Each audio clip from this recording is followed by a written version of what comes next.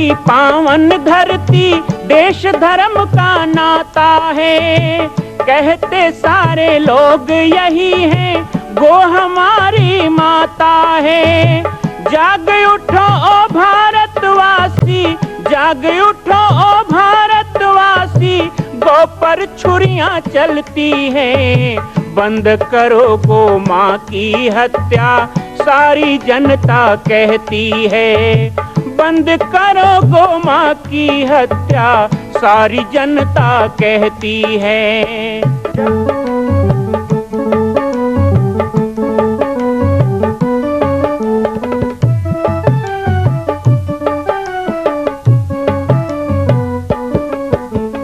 जगह जगह पर बूचड़ खाना, लाखों गौएं कटती हैं।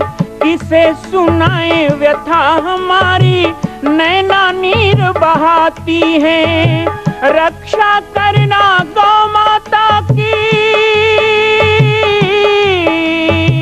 रक्षा करना गौ माता की, गीता ज्ञान सिखाती है।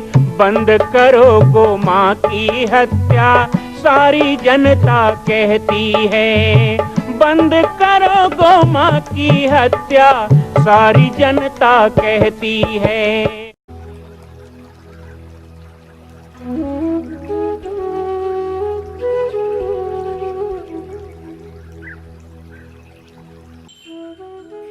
जय सिया राम, जय गौ माता, जय गोपाल।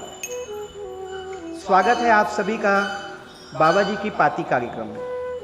पुनः एक बार श्री हनुमान नंदीशाला गौ अभ्यारण्य, पाटेश्वर धाम, छत्तीसगढ़ से मैं राम बालक दास महात्यागी। आज से बाबा जी की पाती कार्यक्रम में हम एक नया कार्यक्रम शुरू कर रहे हैं। इस धारावाहिक का नाम रहेगा गौ पंचामृत। जिस तरह आपने माँ कौशल्या जन्मभूमि मंदिर निर्माण की कहानी लगातार 10 दिनों तक देखा, इसी प्रकार मैं चाहूँगा आज से लेकर 8 अगस्त तक गौ पंचामृत के इस विशेष कार्यक्रम को प्रतिदिन आप बाबा जी की पाती कार्यक्रम में जरूर देखें। गावो विश्वस्य मातरः, गाय विश्व की माता है। गौ माता संपूर्ण सृष्टि की पालक है और संपूर्ण सृष्टि के हर अंग को पोषण करती है।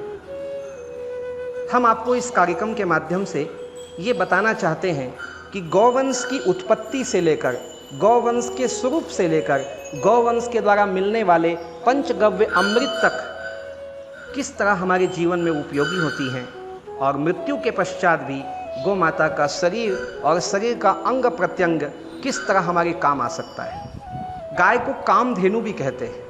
गाय के कामधेनु स्वरूप का भी हम चित्रण करेंगे। गौ माता के लिए वेद, शास्त्र, पुराण, आधुनिक ग्रंथ सभी में बहुत से उल्लेख हैं, उसका भी संक्षिप्त परिचय हम देंगे। तो आइए चलते हैं गौ माता के साथ गौ पंचामृत के इस सुंदर से कार्यक्रम में। जय सिया राम, जय गौ माता, जय गोपाल। श्री हनुमान नंदीशाला गौ अभ्यारण्य से मैं राम बालक दास महात्यागी। बाबा जी की पाती कार्यक्रम में आज गौ माता के प्रागट्य की कथा पर जो शास्त्रों में वर्णन है, समुद्र मंथन में कामधेनु की उत्पत्ति, कामधेनु माता की उत्पत्ति के साथ ही गौवंश हमें प्राप्त हुआ। कहते हैं कि समुद्र मंथन में 14 रत्न मिले, लेकिन गौ माता वो केवल एक रत्न नहीं, बल्कि वो संपूर्ण रत्नों की खान है। इसलिए उन्हें कामधेनु भी कहा जाता है। 7 गौ माता के स्वरूप में गौ माता संपूर्ण ब्रह्मांड में व्याप्त हुई। इसीलिए सप्त गौ माता का पूजन एवं परिक्रमा का विधान बताया गया। सप्त गौ माता में ब्रह्मलोक में बहुला, तपलोक में संगमा, साथ ही जनलोक में अकुतो भया। चौथी गौ माता है महरलोक में, स्वर्गलोक में सख्या, भूविलोक में भूयसी और धरती में सर्वसहा। सभी के नाम के साथ एक महत्व भी है। गौमाता के इन्हीं नामों में उनके गुण छिपे हुए हैं। सप्त गौमाता के उत्पत्ति के साथ ही प्रारंभ हुआ सृष्टि में अखिल गौवंश के व्यापकता का कारण। जिस व्यापकता में वेद, शास्त्र, पुराण सब कुछ समाहित हुए। आप देखें कि गंगा का नाम वेदों में उतनी बार नहीं लिया गया जितनी बार गाय का नाम वेदों में लिया गया। इसीलिए घर में जब हम गौ माता का पालन करते हैं तो उन्हें विभिन्न नामों से हम उच्चारित करते हैं, पुकारते हैं, और गौ माता हमारे उसी भाव को ग्रहण भी करती है, स्वीकार करती है। जो लोग गाय में पशु का भाव देखते हैं, मैं ऐसे लोगों को धिक्कारता हूं। गाय प्राणी नहीं है, गाय प्राण है। गौ माता से आप प्रेम करें तो गौ माता आपसे भी उतना ही प्रेम करती है। आप गौ माता को दुलारेंगे तो वो मां की तरह आपको दुलारती है। लेकिन एक अद्भुत गुण है, जैसे मैंने कहा कि धरती में जो गाय है वो सर्वसहा, अर्थात सब कुछ होने के बाद भी सब कुछ सहन कर लेना। जैसा अभी अभी मैंने कहा कि हम उन्हें प्यार करें, उन्हें दुलारें तो वो हमें प्यार करती है, लेकिन यदि हम उन्हें प्यार ना करें तो भी वो हमें प्यार करती है। इसीलिए गौ माता कभी किसी की शत्रु नहीं हो सकती। गौ माता सबकी मित्र है, गौ माता सबका पालन करने वाली है। सप्त गायों के प्रागट्य के बाद हम आपको गौ माता के उस दिव्य रूप की तरफ ले चलते हैं जिस रूप से उन्होंने स्वयं राम और कृष्ण का पालन किया। गावो विश्वस्य मातरः। भारत में बड़े दुर्भाग्य की बात है कि अखिल गौवंश की हत्या की जा रही है। इन्हीं हत्याओं के चलते धीरे धीरे देसी गौवंश नष्ट प्राय हो रहा है और उसके जगह पर विदेशी नस्ल की गायें, जिनको गाय नहीं कहना चाहिए, वो मात्र एक पशु हैं, उनका पालन किया जा रहा है। आज हम आपको इस गौ पंचामृत कार्यक्रम में उन गायों का परिचय कराएंगे जो हमारी देशी भारतीय नस्ल की गायें हैं। अभी तक आपने प्रचलित नाम साहिवाल, गिर थारपारकर जैसे गायों के बारे में सुना, लेकिन इतनी ही नहीं, भारत की और भी बहुत गौवंश हैं। भारतीय गौवंश में साहिवाल प्रजाति जो हरियाणा, उत्तर प्रदेश में पाई जाती हैं, गिर प्रजाति जो गुजरात की हैं, लाल सिंधी पंजाब, हरियाणा, और साथ ही साथ राठी प्रजाति राजस्थान की बड़ी दुर्लभ गायें हैं। काकरेज गाय जो पथमिड़ा गोधाम की समृद्धि मैया हैं, वो काकरेज नस्ल की हैं, ये राजस्थान में पाई जाती हैं। थारपारकर प्रजाति भी राजस्थान की ही नस्ल हैं। इसी तरह हरियाणवी प्रजाति ये सफ़ेद रंग की होती हैं और बहुत अच्छा दूध देती हैं। इन्हें सर्वांगी भी कहा जाता है। देवनी प्रजाति आंध्र प्रदेश और कर्नाटक जो गिर नस्ल से मिलते जुलते होते हैं, इस नस्ल के बैल बहुत अधिक कीमत पर बेचे खरीदे जाते हैं। साथ ही साथ नागौरी प्रजाति राजस्थान नागौर जिले में पाई जाती है, बहुत ही अद्भुत गायें होती हैं। निमाड़ी प्रजाति मध्य प्रदेश, सिरी प्रजाति सिक्किम और भूटान, ये गायें पहाड़ी गायें होती हैं। छोटी छोटी गायें कम दूध देने वाली, लेकिन इनके दूध की गुणवत्ता अधिक है। मेवाती प्रजाति हरियाणा, हल्लीकर प्रजाति कर्नाटक। हल्लीकर प्रजाति की गायें सबसे अधिक दूध देने वाली गायों में एक है।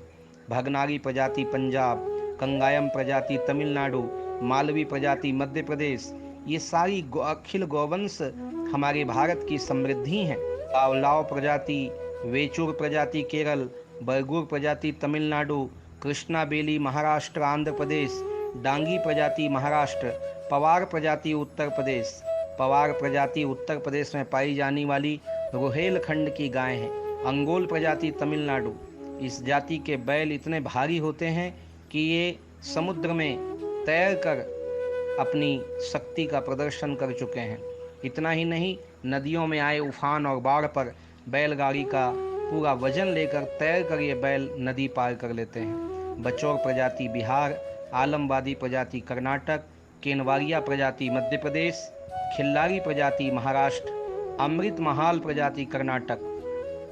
इसी बीच में मैं आपको बता दूं, दज्जल प्रजाति जो पंजाब की गायें हैं, ये बहुत ही महत्वपूर्ण गाय हैं। कहा जाता है इस जिले के कुछ भगनागी नस्ल के सांड खास तौर पर उस समय पंजाब से दज्जल भेजे गए थे, इसीलिए इनका नाम दज्जल नस्ल पड़ गया।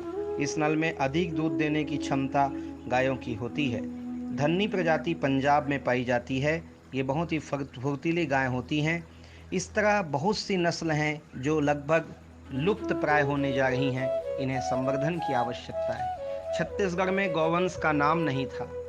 2001 में जब छत्तीसगढ़ गौ सेवा आयोग का गठन करके छत्तीसगढ़ में गौ सेवा के कार्य को आगे बढ़ाया गया, तो पाटेश्वर धाम के द्वारा मैंने ही पहल की थी कि क्यों ना छत्तीसगढ़ के गोवंश का भी नाम रखा जाए, और इसीलिए छत्तीसगढ़ की गायों का नाम कौशली रखा गया। कौशली नस्ल की इन गायों को अब पूरे विश्व में माता कौशल्या के नाम से ही जाना जाता है।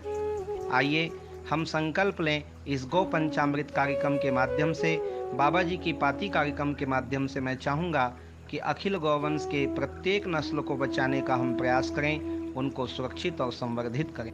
जय गौ माता। श्री हनुमान नंदीशाला गौ अभ्यारण्य के द्वारा एक विनम्र अपील। पाटेश्वर धाम में 10,000 गौवंश के लिए यह नंदीशाला गौ अभ्यारण्य बन रहा है। आप सभी इसमें सहयोग प्रदान करें और इस कार्य को आगे बढ़ाएं। जय सिया राम, जय गौ माता, जय गोपाल। नारायण समारंभां शंकराचार्य मध्यमाम् अस्मदाचार्य पर्यन्तां वंदे गुरु परंपराम्। बहुत ही हर्ष का विषय है। हमारे परम श्रद्धेय, परम आदरणीय, हमारे मित्रवत महात्यागी श्री बालकदास जी महाराज, जो परम गोभक्त हैं, अनेक गौशालाओं का जो बहुत कुशलतापूर्वक संचालन कर रहे हैं, उनका जन्मदिन 8 अगस्त को है। ऐसे संतों को साक्षात प्रभु श्री राम अपने कार्य के लिए इस धराधाम पर भेजते हैं। उनके जन्मदिन पर बहुत बहुत उनको बधाई और उनके सभी भक्तों को बधाई। गो पंचामृत के नाम से उनका प्रसारण होता रहता है और बहुत प्रसन्नता की बात है कि 8 अगस्त को गौ माता के लिए 56 भोग वहाँ पर लगाया जाएगा। गौ माता के प्रति इतनी श्रद्धा ये प्रकट करती है, प्रभु श्री राम के प्रति श्रद्धा, प्रभु श्री कृष्ण के प्रति श्रद्धा। भगवान कृष्ण के 2 नाम तो गौ माता के साथ ही जुड़े हुए हैं, एक गोपाल और दूसरा गोविंद। गोपाल माने गाम पालयति रक्षति इति गोपालः, गाम विंदति रक्षति इति गोविंदः। जो गायों का पालन पोषण भी करे, गायों की रक्षा भी करे, उनका नाम गोपाल और गोविंद। तो बड़ी प्रसन्नता की बात है, जिनकी सेवा भगवान करते हैं उनकी सेवा हम लोग करने लग जाएं तो भगवान स्वाभाविक ही बहुत शीघ्र ही प्रसन्न हो जाते हैं और अपनी कृपा की विशेष अनुभूति कराने लग जाते हैं, दर्शन भी देते हैं। ऐसे हमारे बालकदास जी महाराज, उनको बहुत बहुत बधाई, बहुत बहुत धन्यवाद। गौ माता की जय, नर्मदा मैया की जय, रामेश्वरम महादेव की जय, हर हर महादेव। महाराज जी, आपको प्रणाम। साहिब बंदगी, आपने अपने अवतरण दिवस पर संतों को याद किए, अतः मेरी ओर से भी आपको ढेर सारी शुभकामनाएं। और ऐसे समय में मुझे एक पंक्ति याद आ रही है। गाय का संदेश तुम जग को दिए हो, कर सका कोई नहीं वैसे किए हो। सबसे पहले मेरी अपनी जन्मभूमि में आपका दर्शन हुआ। लगभग वह सन था 1994-95 का,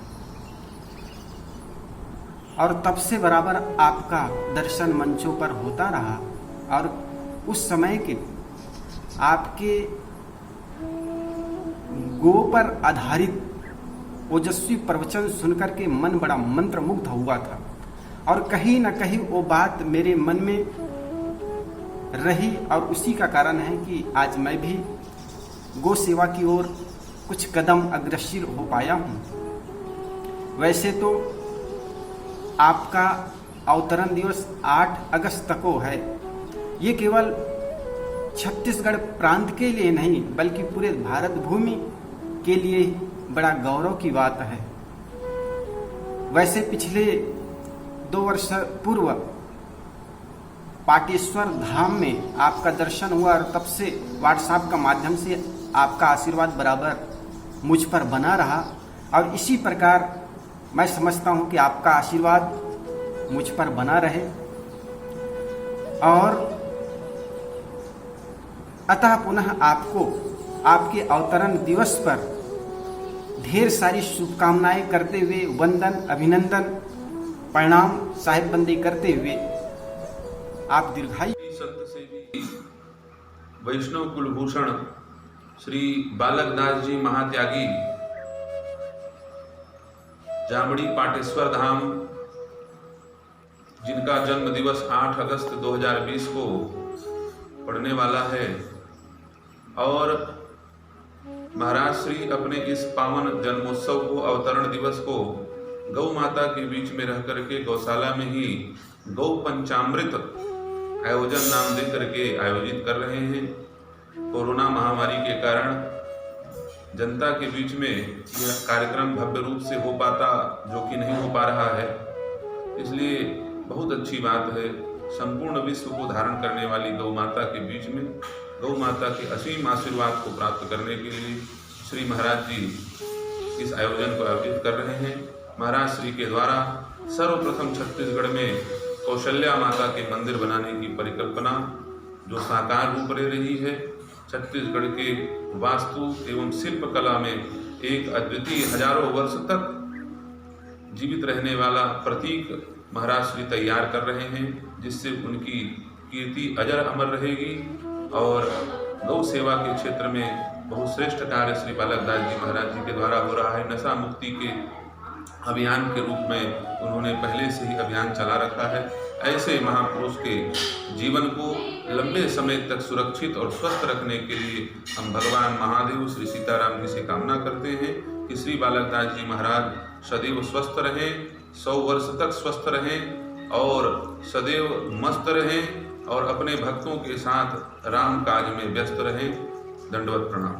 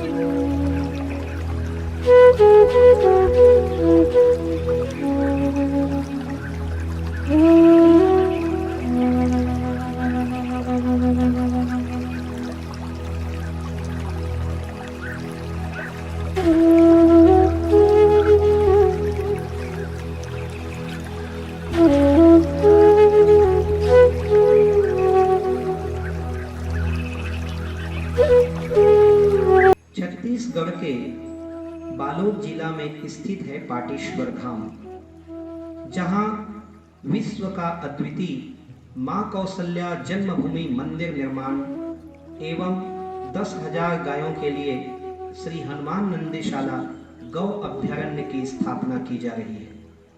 श्री पाटेश्वर धाम के आध्यात्मिक, धार्मिक एवं नित्य नवीन जानकारियों से जुड़ने के लिए हमारे YouTube चैनल राम बालक दास को सब्सक्राइब करें एवं घंटी का बटन दबाएं। जय सिया राम, जय गौ माता, जय गोपाल।